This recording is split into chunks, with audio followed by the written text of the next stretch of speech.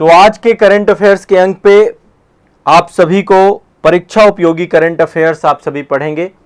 तो current affairs का जो पहला टॉपिक है वो है आपका छठवां हिंद महासागर सम्मेलन। देखिए बहुत सारे सम्मेलन होते हैं, उनमें से एक आपका जो इंडियन ओशन है उसके लिए भी कॉन्फ्रेंस होती है। तो इंडियन ओशन कॉन्फ्रेंस ये छठवीं है आपकी, इसको हम आईओसी भी बोलते हैं, 2023 में आयोजित हुई। ठीक है, अब इसका अल्टीमेट पर्पज आपको पता है, चूंकि इंडियन ओशन के लिए है तो इस सम्मेलन का मुख्य उद्देश्य यही है कि जो इंडियन ओशन है ना, हिंद महासागर है, यहाँ पर जो है शांति, समृद्धि और साझेदारी पार्टनरशिप के तहत काम किया जा सके। जो इससे लगे हुए देश हैं उन सब में जो है चीज़ें बेहतर हो सकें। तो छठवां हिंद महासागर सम्मेलन 12 से 13 मई 2023 को आयोजित हुआ था। कब हुआ था? 12 से 13 मई 2023 को। 12 से 13 मई 2023 को आयोजित हुआ था और इसका जो मुख्य विषय था वो था लचीले भविष्य के लिए शांति, समृद्धि और साझेदारी। लचीले भविष्य के लिए शांति, समृद्धि और साझेदारी, ये जो है इसका मुख्य विषय था। कहाँ आयोजित हुआ था? ढाका में। बांग्लादेश की राजधानी आप सभी जानते हैं, बांग्लादेश की राजधानी है। तो ये आयोजित हुआ आपका ढाका में। कहाँ आयोजित हुआ? ढाका में। ठीक है, और इस सम्मेलन का आयोजन बांग्लादेश के विदेश मामलों के मंत्रालयों के सहयोग से इंडिया फाउंडेशन द्वारा किया गया था। किसके द्वारा किया गया? इंडिया फाउंडेशन के द्वारा किया गया। ठीक है, तो ये ध्यान रखना है। इस सम्मेलन में भारत का प्रतिनिधित्व जो है भारत के विदेश मंत्री डॉक्टर जयशंकर जी के द्वारा, और ये इसका जो पहला संस्करण आया था वो 2016 में आया था, सिंगापुर में आयोजित हुआ था 2016 में। सिंगापुर में पहला संस्करण था। ये छठवां है आपका, छठवां सम्मेलन है 2023 में। ठीक है, और ये जो है इसके पहले जो पांचवा संस्करण था वो यूएई में हुआ था, अबू धाबी में, वहां पे आयोजित हुआ था, यूएई अबू धाबी में आयोजित हुआ था। ठीक है, क्लियर है, स्पष्ट है। तो एक आपका सम्मेलन ये है छठवां हिंद महासागर सम्मेलन, आपको पता होना चाहिए। ठीक है, 6 जो है आपका ये इंडियन ओशन कॉन्फ्रेंस है, ढाका में हुआ। आगे चलते देखो G20 शिखर सम्मेलन, इसका आयोजन होना है भारत में। तो इसको लेकर के कई सारे मल्टीपल सम्मेलन हो रहे हैं। ठीक है, कभी परिवहन मंत्रियों के हो रहे हैं, कभी रक्षा मंत्रियों के हो रहे हैं, है ना। तो G20 पे लगातार सम्मेलन हो रहे हैं। तो अभी जुलाई में भी एक सम्मेलन हुआ था आपका NFT, AI और मेटावर्स को लेकर के। NFT आर्टिफिशियल इंटेलिजेंस और मेटावर्स, आने वाला भविष्य यही है आपका। मेटावर्स आपका आने वाला भविष्य, एक वर्चुअल दुनिया जो है डेवलप होगी। अभी हम सभी पढ़ रहे हैं ना, एक समय ऐसा भी आएगा कि वर्चुअली मैं आपको पढ़ा रहा हूँ, वर्चुअल क्लास हो रही होगी। वैसे देखा जाए तो ये भी एक वर्चुअल माध्यम है, आप यूट्यूब के माध्यम से पढ़ रहे हैं और घर बैठे पढ़ रहे हैं। लेकिन मेटावर्स का जो दुनिया आएगी ना, मेटावर्स का जब युग आएगा तो मेटावर्स में आप पाएंगे कि वहाँ पे एक अलग ही कंप्यूटरीकृत दुनिया होगी, है ना। कंप्यूटरीकृत दुनिया होगी। जैसे आपको मैं एक छोटा सा एग्जांपल देता हूँ मेटावर्स का, आप सभी परिचित होंगे, पबजी गेम आप सभी ने देखा होगा। तो पबजी गेम में आप देखते हैं एक वर्चुअल दुनिया बनाई गई है। जैसे एक पर्सन है, वो जाता है एक आइलैंड पे जाने के बाद वहाँ पर बहुत सारी सामग्रियाँ इकट्ठा करता है ना, हथियार लेता है, फिर इसके बाद वो अपने आप को अपने सर्वाइवल के लिए लड़ता है, फिर इसके बाद उसको बहुत सारे एप्रिसिएशन मिलते हैं। तो वो क्या है, एक वर्चुअल दुनिया है, वो रियल दुनिया नहीं है। रियलिटी में ऐसा नहीं हो रहा, वो गेम के अंदर गेम की दुनिया है, वो है एक खेल ही।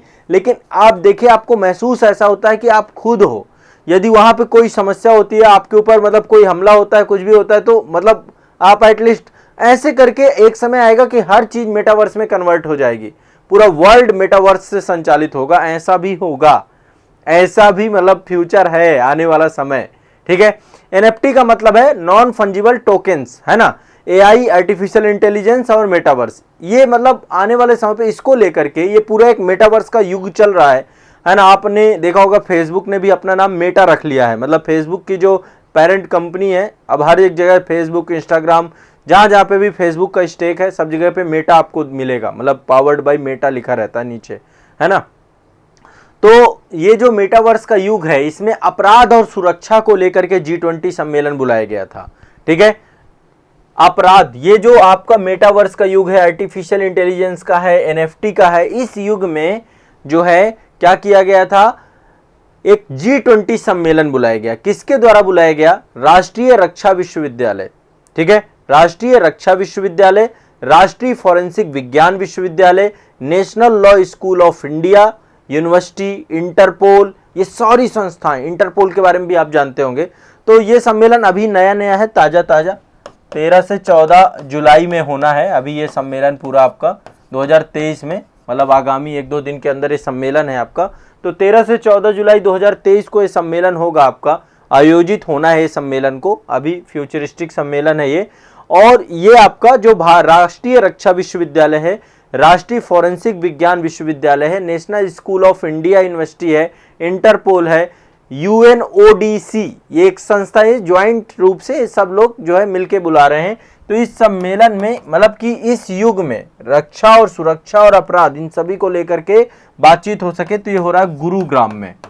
गुरुग्राम आप सभी जानते हैं कहाँ पड़ता है? हरियाणा में। गुरुग्राम हरियाणा में ये आयोजित हो रहा है, गुरुग्राम हरियाणा में, ये ध्यान रखना है। इसमें बहुत सारे साइबर विशेषज्ञ आएंगे, बहुत सारे वित्तीय मध्यस्थ आएंगे, बहुत सारी फिनटेक कंपनियां आएंगी।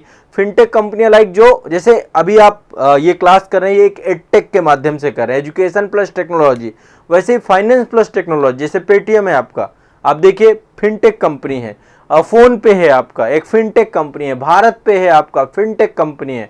तो बहुत सारी फिनटेक कंपनियां, सोशल मीडिया के बहुत सारे जितने भी कोऑर्डिनेटर्स हैं वो सारे आएंगे। तो साइबर अपराध जो आपका है, साइबर क्राइम है, जो साइबर दुनिया है, इस दुनिया में इस तरीके के अपराधों की प्रवृत्ति को रोकने के उद्देश्य से पूरा का पूरा जो है आपका सम्मेलन बुलाया जा रहा है। कहाँ पे? गुरुग्राम में। क्लियर है, स्पष्ट है भाई सभी को? चलो आगे चलते हैं। ये भारत का पहला गांव है, भारत का पहला गांव किसको घोषित किया गया? भारत का पहला गांव भारत चीन सीमा पर स्थित है, उत्तराखंड का है माना। आप लोगों ने माना दर्रे के बारे में भी सुना होगा, माना है ना, कई जगह पे ऐसे भी लिखते हैं माना, इंग्लिश में एक ही होता है माना। तो माना गांव को भारत का प्रथम गांव घोषित किया गया है। ये देखिए माना, ये एक पास है आपका, माना पास है, ठीक है, ग्रेट हिमालय में है आपका, ये ग्रेट हिमालय पे माना पास है ना। तो भारत का पहला गांव घोषित किया गया है माना को। किसने घोषित किया है? जो आपका सड़क सीमा सड़क संगठन है, BRO बोलते हैं हम लोग, border road organisation, BRO, border road organisation यानी BRO। भारत का पहला गांव घोषित किया है माना को। ये भारत चीन सीमा पर उत्तराखंड में अवस्थित है। कहाँ अवस्थित है? ये आपका UK में, उत्तराखंड पे। कहाँ अवस्थित है? भारत और चीन की सीमा पर, भारत चीन सीमा पर अवस्थित है। ये कहाँ अवस्थित है? भारत चीन सीमा पर, ठीक है। कौन सा गांव है? माना गांव, ठीक है, ये ध्यान रखिएगा। इसको सीमा सड़क संगठन BRO के द्वारा घोषित किया गया 24 अप्रैल 2023 को। कब घोषित किया गया? 24 अप्रैल 2023 को घोषित किया गया, 24 अप्रैल 2023 को घोषित किया गया इसको, ठीक है, ये ध्यान रखना है। तो इस दिन BRO के द्वारा इस गांव के प्रदेश पर मतलब जो है यहाँ पे एक प्रवेश द्वार भी लगाया गया है। ये आप देखिए एक प्रवेश द्वार लगाया गया है यहाँ पे माना में, हाँ ये प्रवेश द्वार लगा है और यहाँ पे लिखा हुआ है भारत का पहला गांव। आप सभी का आशीर्वाद रहा तो यहाँ भी जाकर के एक बार क्लास लेंगे, ठीक है, भारत के पहले गांव से, ठीक है। भारत दर्शन का प्रोग्राम यहाँ से भी करेंगे। तो ये आपका जो है भारत का पहला गाँव है और ये उत्तराखंड के चमोली जिले में है। कहाँ पर है? चमोली जिले में, ठीक है।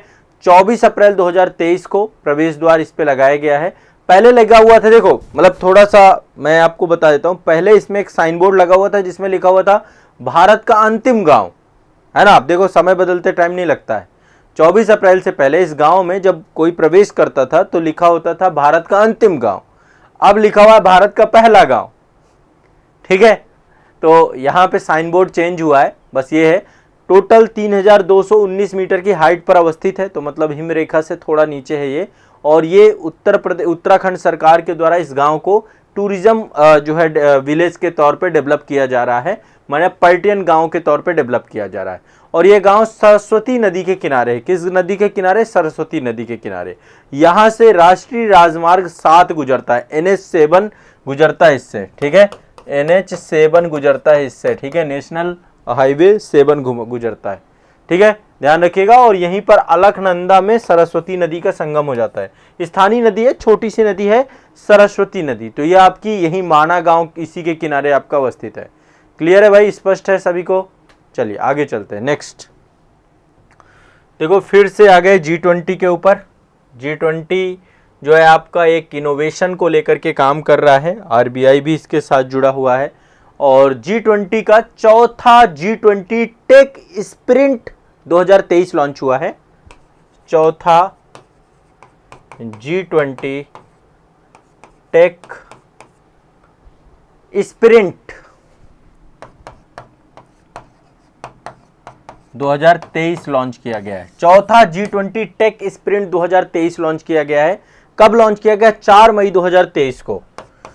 4 मई 2023 को ये लॉन्च हुआ है।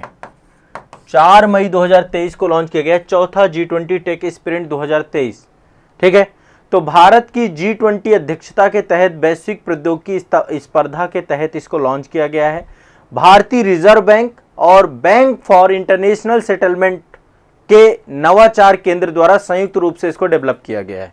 तो इसमें जुड़ा कौन है? एक तो RBI है, भारतीय रिजर्व बैंक है, ठीक है, और इसमें दूसरी संस्था है आपकी बैंक फॉर इंटरनेशनल सेटलमेंट, इसको बोलते हैं BIS, bank for international settlement, BIS। ये दोनों के द्वारा संयुक्त रूप से जो है इसको जो है ये सम्मेलन आपका बुलाया गया है। मैं इस बार फिर से बता रहा हूँ, टेक स्प्रिंट 2023 लॉन्च हुआ है। ठीक है, टेक स्प्रिंट 2023 लॉन्च हुआ है इसमें। तो इसमें होगा क्या? जो सीमा पार बहुत सारे भुगतान होते हैं, मतलब इंडिया के बाहर से हम भुगतान करते हैं या वहां से भुगतान आते हैं, तो नवाचारी तकनीकी और उसका समाधान विकसित करने के लिए इस पे ध्यान केंद्रित किया जाएगा। इसमें बहुत सारे ऐप डेवलपमेंट से जुड़े हुए जितने भी लोग हैं, जो कि पेमेंट गेटवे फिनटेक कंपनियां लाइक आमतौर पे, उनको भी इस पे बुलाया जाएगा, उनको भी इससे जोड़ा जाएगा। ठीक है, तो 4 मई 2023 को जो है पूरा का पूरा ये प्रोग्राम आपका हुआ था, ध्यान रखिएगा। ठीक है, क्लियर है, स्पष्ट है। एक समाधान विकसित करना है और इसमें जो है कई सारे ग्रुप बनाए गए हैं, मल्टीपल ग्रुप बनाए गए हैं जो कि इस समाधान की दिशा में काम करेंगे।